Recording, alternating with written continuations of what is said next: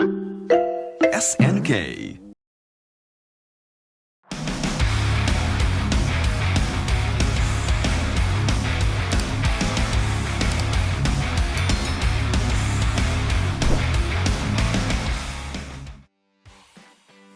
Imaginez que votre télé est un écran d'ordinateur domestique.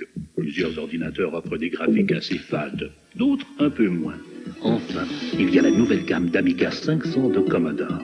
Avec plus de 4000 couleurs et un peu d'imagination, vous pourrez faire vos travaux scolaires, de l'édition électronique, de la musique en stéréo et même du traitement multitâche.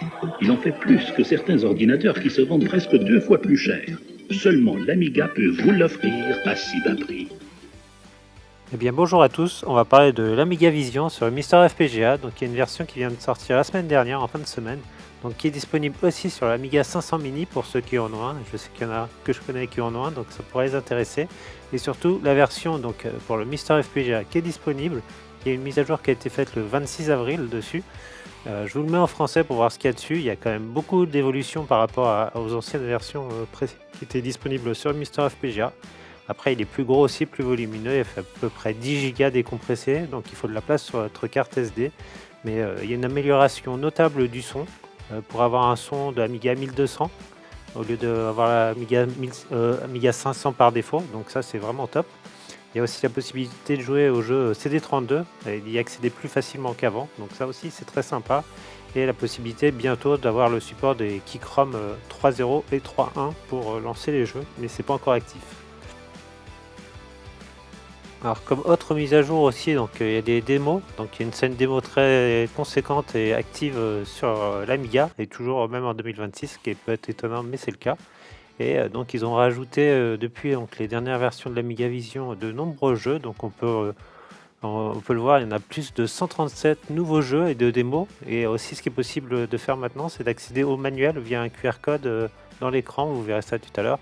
C'est vraiment pratique si vous voulez voir les notices de vos jeux en ligne. Donc on perd pas de temps, on est tout de suite dans l'interface de cette nouvelle version, donc du 26 avril 2026. Donc elle a été modernisée, les icônes ont été un peu changées graphiquement, c'est plus sympa, plus agréable à regarder. Donc comme d'habitude, il y a l'accès à vos favoris, Hall of Fame, donc c'est les meilleurs jeux. Il y a une multitude de choix, hein, comme vous le voyez à l'écran. Vous pouvez aussi afficher tous les jeux en faisant des filtres par année ou par titre ou par éditeur, etc. Et il y a aussi une grosse partie donc, sur la scène démo, comme je disais, depuis 1986 jusqu'à 2026, et vous pourrez accéder à des démos vraiment d'excellente qualité qui me montrent que l'Amiga est très très puissant, même encore aujourd'hui je trouve. Donc ça, je vous souhaite et je vous conseille d'aller voir tout ça si vous êtes curieux sur la scène démo. Donc nous on va faire au plus simple, hein. On va aller dans le Hall of Fame, donc dans la liste des meilleurs jeux sur Amiga. Donc dedans vous avez un tri par type de jeu, aventure, action, plateforme, course, simulation et j'en passe. Donc à chaque fois vous avez les meilleurs jeux dedans, donc il y a une belle liste de jeux. Bon, il y en a qui sont pas dedans, mais en tout cas il y en a déjà beaucoup. Et tous les autres, vous pouvez y accéder via le menu All Game et chercher le jeu. Mais donc là on voit la liste des jeux, il y a toujours une miniature avec le jeu, et puis à droite vous voyez il y a un QR code avec le manuel qui s'affiche. Ça c'était nouveau, avant il n'y avait pas.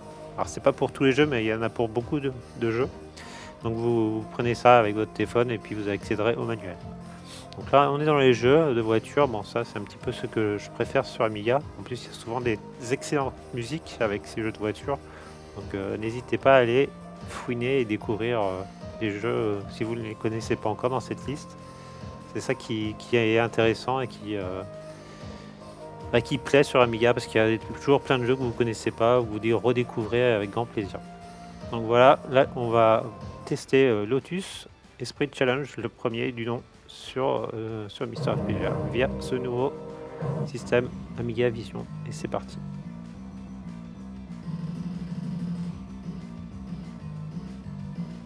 Vraiment les musiques sont extraordinaires, surtout sur ce jeu. Donc là vous voyez, on peut changer le modèle d'Amiga, Amiga 500, Amiga 1200. Moi je vous conseille de laisser l'Amiga 1200, hein, vraiment le son est plus clair, plus précis et de meilleure qualité, ça sera toujours mieux pour vous.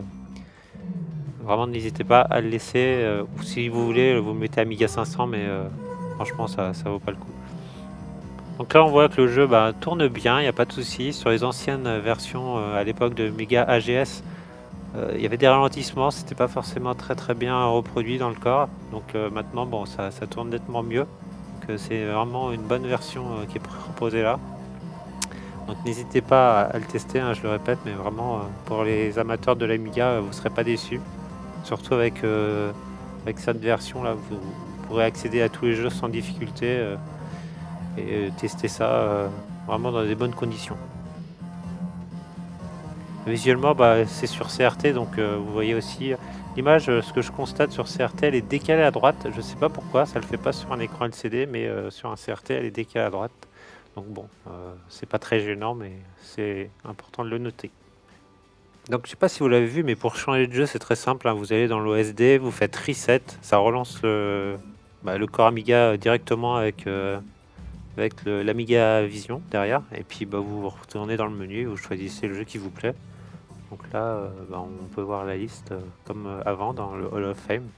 Je sais pas lequel choisir, à vous de voir quand vous allez l'installer. Et ce qu'il faut savoir aussi, c'est que donc pour l'installer, il faut aller sur le site d'Amiga Vision, hein, vous le trouvez sur Google sans problème, et il vous redirige vers la page, quand vous cliquez sur Download sur un site, vers la page archive.org. Donc il y a un gros fichier de 4 ou 5 gigas téléchargé, zippé. Donc il faut le télécharger et puis l'extraire dans votre carte SD à la racine. Accepter d'écraser tout ce qu'il y a sur votre carte SD, hein. Il n'y a pas de risque, ça mettra à jour les fichiers, donc pas de problème, et puis ça l'installera comme ça prend quelques minutes et c'est pas très compliqué. Voilà, donc là j'ai lancé le jeu Flashback sur Amiga. Pareil, il se lance sans problème, il n'y a pas de souci.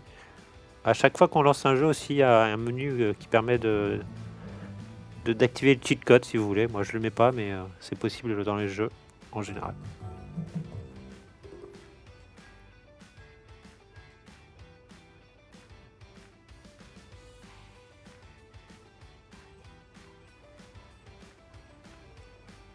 Ah, on voit que ça marche très bien.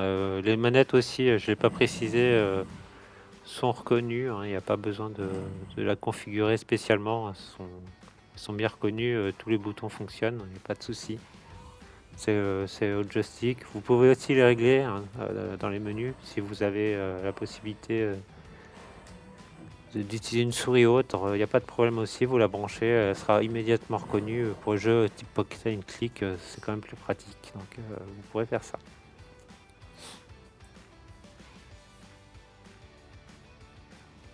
On va tester un dernier jeu, hein. Franchement je sais pas lequel tester, il y en a tellement des bons et il faudra les retrouver. Je vais essayer d'en tester un auquel j'ai jamais joué, par exemple Arabian Nights, je connais pas ce jeu. Là vous voyez, hein, on peut choisir si on veut skipper l'intro ou modifier des choses, donc moi je le fais pas, mais tout est possible. Donc voilà ce jeu que je découvre avec vous durant cette vidéo. On va voir ce que ça donne. Ça n'a pas l'air foufou visuellement. Déjà on peut choisir en français, c'est pas mal. Et de mai 1993, donc à cette époque là il y avait quand même pas mal d'autres bons jeux que celui-ci, je pense. Et voilà. Alors vous entendez, hein, les sons sont vraiment d'une qualité incroyable sur Amiga. Moi c'est ce qui m'a toujours impressionné, hein, sur cette machine, c'est la qualité sonore, plus que peut-être parfois les graphismes. C'était vraiment... ça m'a toujours impressionné, puis même encore aujourd'hui je trouve que c'est au-dessus de la concurrence au niveau sonore dans bien des domaines. Donc voilà, on va pas s'éterniser sur ce petit jeu. On a fait le tour, j'espère que ça vous a plu et puis vous testerez de votre côté.